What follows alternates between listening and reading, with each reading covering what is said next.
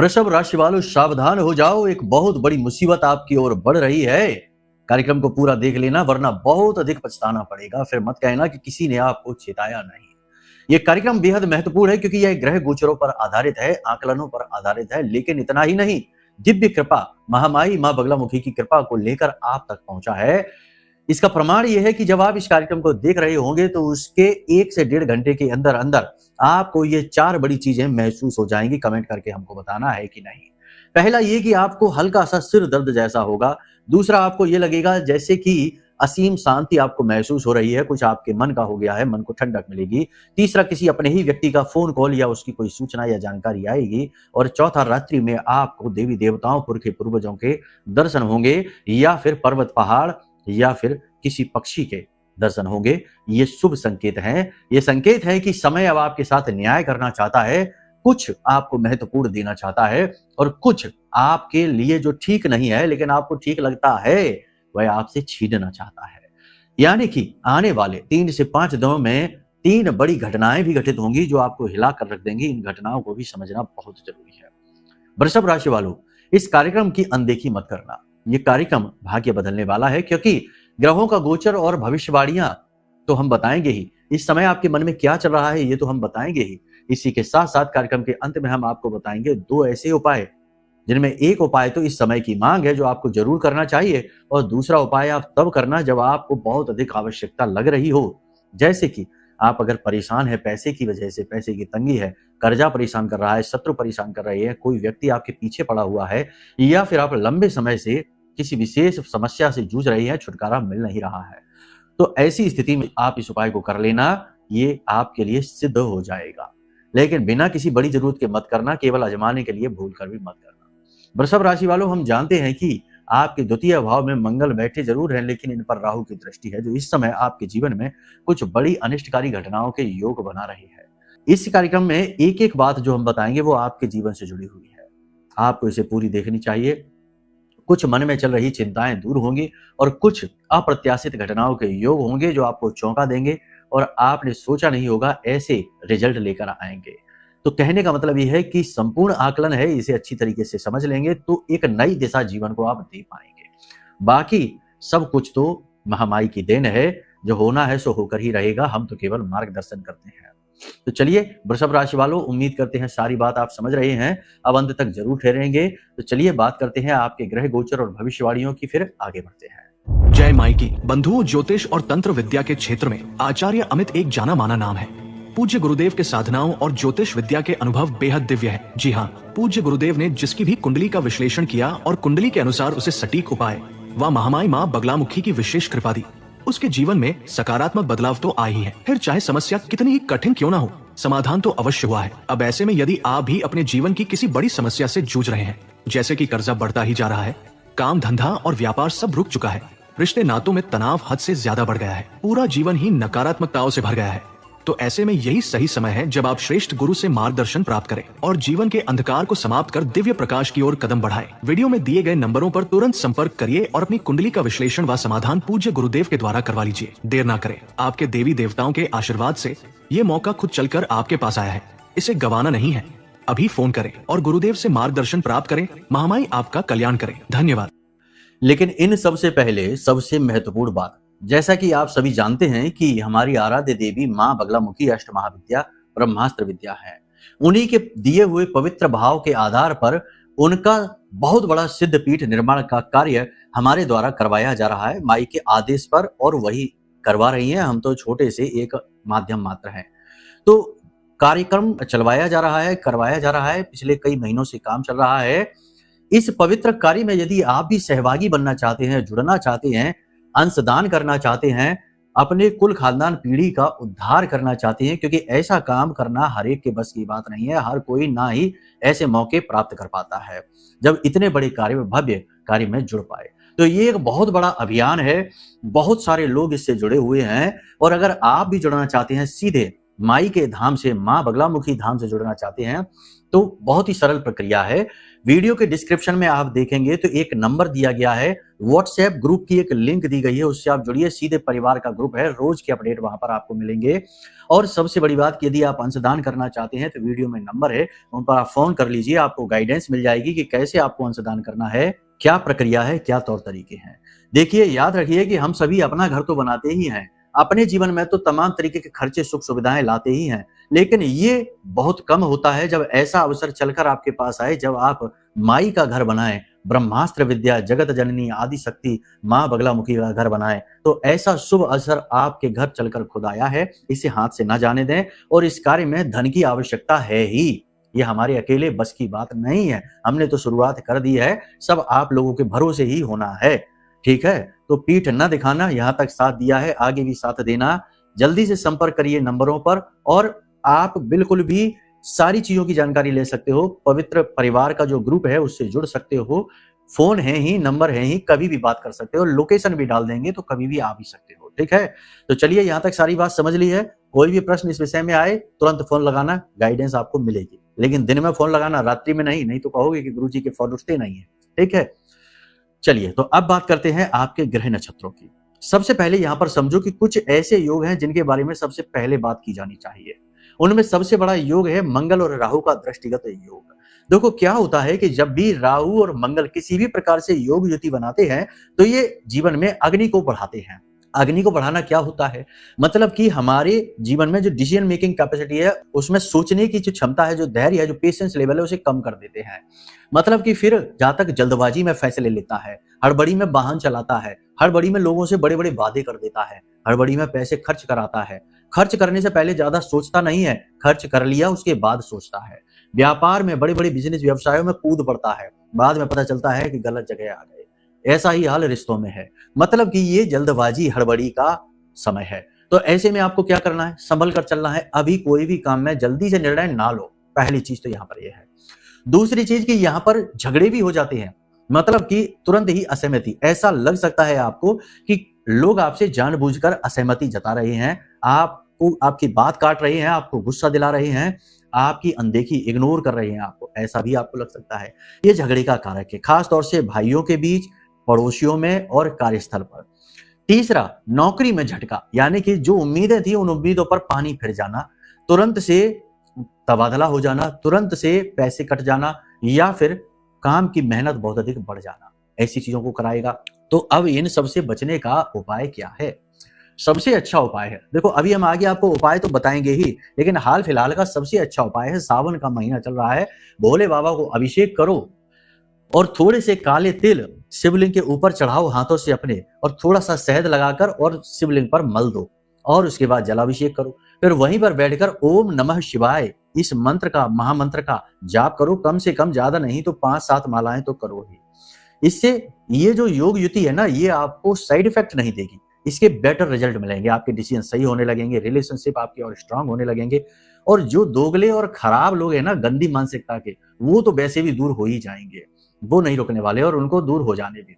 एक चीज याद रखना, यहाँ पर इस संसार में आपके पास आपकी अपनी ही ठेकेदारी है, जिम्मेदारी है, दुनिया की नहीं। लगता हमको जरूर है कि हमारे पास तो दुनिया भर की जिम्मेदारी है, दुनिया भर की ठेकेदारी है, हमारे बिना तो इसका क्या होगा, उसका क्या होगा, ये क्या वो क्या, लेकिन ये सब कुछ ढोंग है, हमारे मन का भ्रम है, माया है। रियलिटी ये है कि यहाँ किसी को किसी की नहीं पड़ी है, सब अपने अपने में मस्त हैं, अपने अपने में व्यस्त हैं। एक समय तक बच्चा भी बाप की सुनता है, लेकिन जब बच्चा बड़ा हो जाए, बराबर का हो जाए, तो वह भी पिता से कहने लगता है कि अब बहुत हो गया आपका, अपना ज्ञान अपने पास रखो, हमें सब पता है क्या करना है क्या नहीं करना है। वहां से भी रिलेशनशिप कट जाता है, फिर दुख होता है। तो पहले ही ये बात मानकर चलो कि यहाँ जितने भी रिश्ते नाते जो भी कुछ है, वो सब एक प्रपंच है। रियलिटी आप खुद हो बस। तो अपनी सेहत, अपना पैसा, अपने स्वास्थ्य, अपने मन, अपने तन की सुविधाओं को, कहने का मतलब ये, इनको पालो, इनको किसी के लिए सेक्रीफाइस मत करो, करो भी तो एक सीमा में, सीमा से आगे बढ़कर नहीं।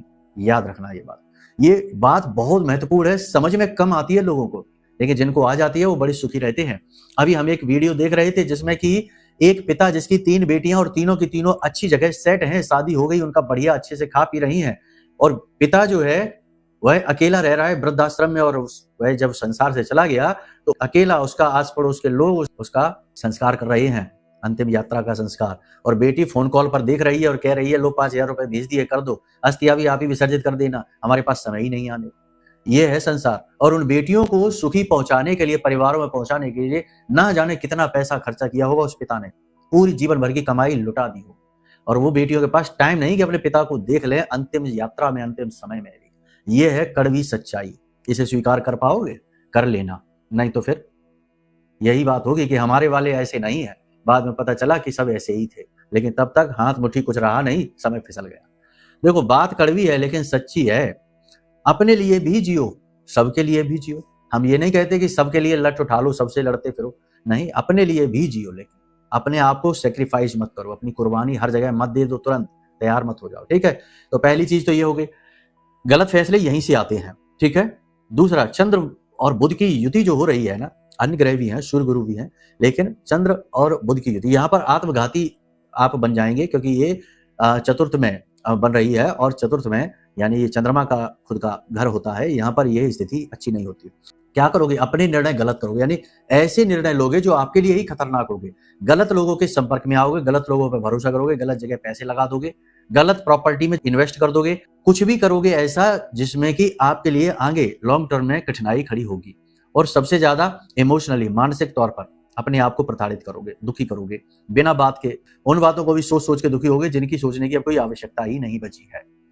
तीसरा, शनि का बकरी हो जाना, ये पुरानी चीजों को रिवाइव करेंगे, पुरानी यादों को जीवन में ले लेकर आएंगे, पुराने लोग जो छोड़ छोड़कर चले गए उनके बारे में सोच सोच कर दुखी हो गए, पुरानी गलतियां खुलकर सामने आ जाएंगी, पुराने किए हुए पाप कर्म भी बाहर आ सकते हैं, एक्स्ट्रा मैरिटल अफेयर, छुपे हुए प्रेम संबंध, छुपे हुए रिश्ते नाते खुलकर बाहर आ सकते हैं, क्योंकि यहाँ पर सब चीजें ओपन होने वाली हैं। तो थोड़ा सा अलर्ट रहना, कहीं कोई आपकी ऐसी कोई बात तो नहीं है जिसको उजागर हो जाने से बहुत कुछ खराब हो सकता है, थोड़ा ज्यादा जागरूक हो जाना, ठीक है। सारी बात यहां तक समझ ली। अब यहां पर कुछ चीजें हैं जिनको ध्यान से समझो। पारिवारिक स्थिति की बात करेंगे तो पारिवारिक वातावरण बिल्कुल सामान्य सा रहेगा, बस बड़े बुजुर्गों की स्वास्थ्य सेहत की थोड़ी सी चिंता रहेगी, और घर में पैसे के लेन देन को, रुपए के खर्चे के लेन देन को लेकर थोड़ा आप परेशान रहेंगे। आपके परिवार के किसी व्यक्ति का, खासतौर से आपके भाइयों का व्यवहार आपको दुखी करेगा। दूसरा कि ये व्यापारियों के लिए समय कठिन है, आर्थिक स्थिति के लिए समय कठिन है। अचानक से बड़ा खर्चा आपके जीवन में आ जाएगा, अचानक से आपको किसी बात को लेकर बहुत ज्यादा मानसिक चिंता, टेंशन हो सकती है। इसी के साथ साथ सबसे बड़ी बात कि व्यापारी कोई गलत फैसला ले सकते हैं। व्यापारियों के लिए है गलत फैसले लेने का समय है, तो ज्यादा सावधान रहने की आवश्यकता है। किसी और की गई गलती की सजा, कीमत आपको चुकानी पड़ सकती है। यह समय धोखे का है, चालबाजी का है, तो सावधान रहें। ज्यादा जोश इस समय आपके लिए खतरनाक होगा, तो जल्दबाजी में नहीं, होश में रहकर फैसले लें। अपने मन की बातें जो आपका बहुत प्रिय और भरोसे का हो उसे जरूर बताएं। मन के बोझ को थोड़ा हल्का करें, अपनी दुख तकलीफों को बताएं। कोई नहीं है तो भोले बाबा के मंदिर चले जाएं और उन्हें अपना पिता, परम पिता बनाकर उनके सामने अपने दुखड़े सारे रो दें, सब कुछ बता दें, मन हल्का हो जाएगा, बहुत जरूरी है। उच्च अधिकारियों से सावधान रहें, कोई गलत फैसला आपके खिलाफ वो लेने वाले हैं। कार्यस्थल पर आपके शत्रु आपके प्रबल हो जाएंगे, अधिकारियों की कानाफूसी कर सकते हैं। कोई पुरानी गलती, पुरानी बात आपकी बाहर आ सकती है, या आपके द्वारा कही गई किसी बात का गलत मतलब निकालकर प्रयोग किया जा सकता है। आपको थोड़ा सा स्वार्थी बनना पड़ेगा, चालाक बनना पड़ेगा। अपने निजी हितों को लेकर कोई लापरवाही ना करें, दूसरों के चक्कर में आप अपना नुकसान करा बैठेंगे। ज्यादा उदार और सरल व्यवहार दूसरों को आमंत्रित करता है कि आओ हमारा दुरुपयोग कर लो, फिर बाद में आप सोचते हो कि ऐसा क्यों हो गया हमारे साथ। आप दूसरों की जिम्मेदारी नहीं, अपनी तो ले सकते हो, अपने आप को तो बचा सकते हो। मन में काम वासना प्रबल होगी, गुप्त प्रेम संबंध उजागर होंगे, प्रेम संबंधों में छलकपट देखने को मिलेगा। प्रेमी ऐसा लगेगा जैसे कि कोई बात आपसे छिपा रहा है। ये बात तो आपको जीवन साथी के साथ भी लगेगी, जैसे कि जीवन साथी आपसे कुछ बातें छिपा रहे हैं। जीवन साथी के स्वास्थ्य सेहत को लेकर थोड़ी सी चिंताएं मन में घेरेंगी, कुछ अनहोनी होने का डर सा रहेगा। इस समय लोन, कर्जे और पुराने किए गए खर्चे आपको परेशान करेंगे।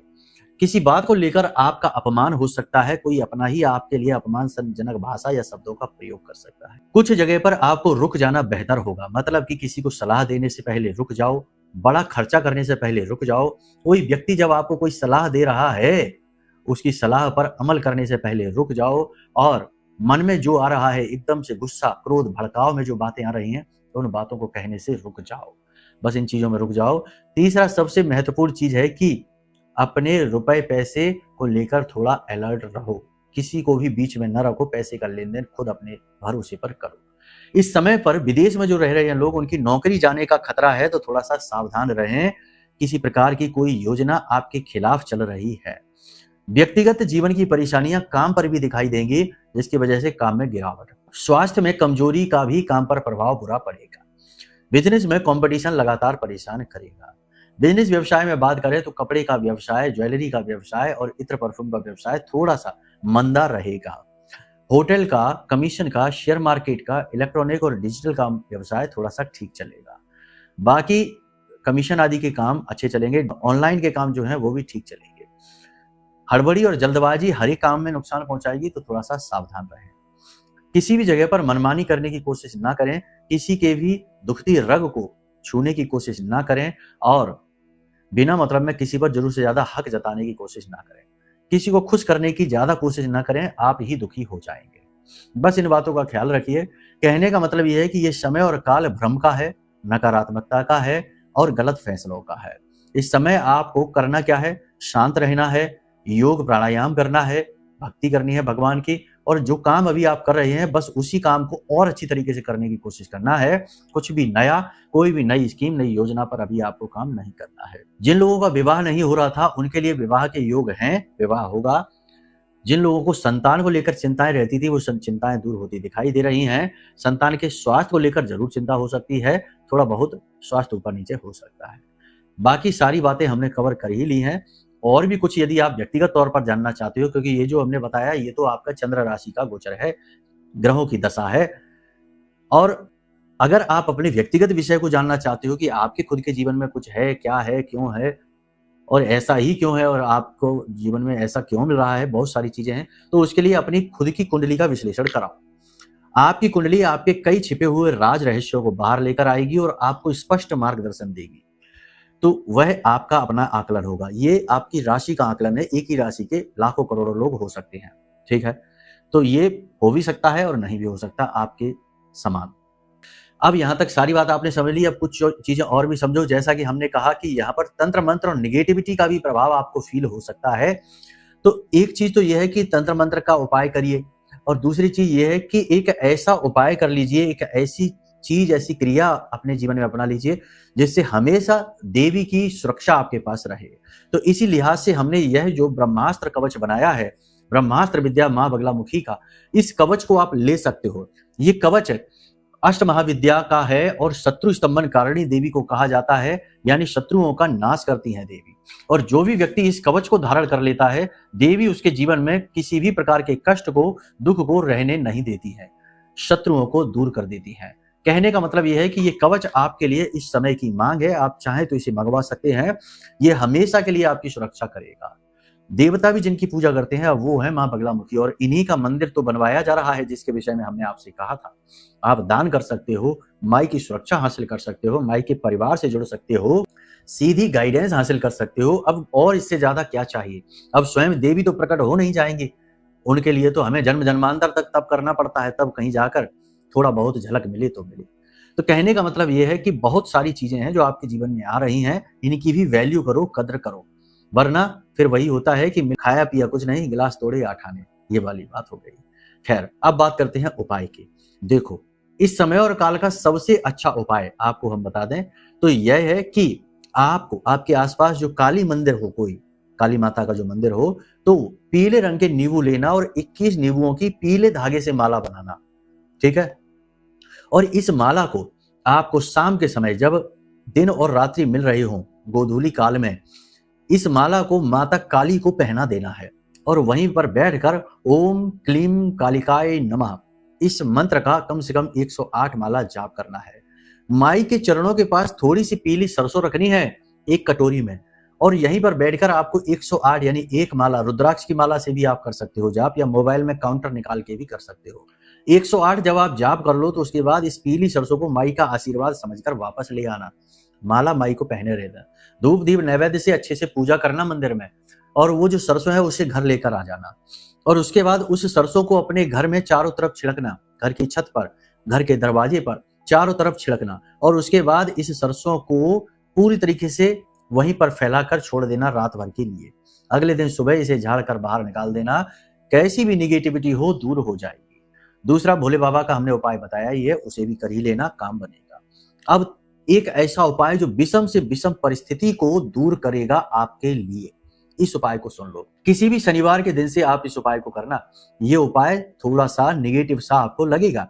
नीम के पेड़ से, नीम का पेड़ कोई साधारण पेड़ नहीं होता है, कई प्रकार से इसका महत्व है, लेकिन ज्योतिष में और अध्यात्म में नीम के पेड़ को देवी का प्रतीक मानते हैं। देवी दुर्गा और शीतला माता का प्रतीक माना जाता है। इच्छा मनोकामना पूर्ति कराने वाला पौधा कहा जाता है। तो इस पेड़ के पास आपको यह उपाय करना है। पेड़ ढूंढ लो, कहीं एकांत स्थान में हो। आपको क्या करना है, किसी भी शनिवार के दिन भोजपत्र लेना है। भोजपत्र पर अष्टगंध की स्याही से, अनार की कलम से अपने जीवन की सबसे बड़ी जो कठिन परिस्थिति है, सबसे पहले अपना नाम, अपना कुल, अपना गोत्र लिखना। उसके बाद अपने जीवन की समय की विषम परिस्थिति, विषम कठिन से कठिन परिस्थिति है, उसे लिख देना। और इस भोजपत्र को चुपचाप ले जाकर ऐसे फोल्ड करके और उसी नीम के पौधे की जड़ में थोड़ा सा गड्ढा खोदना और दबा देना।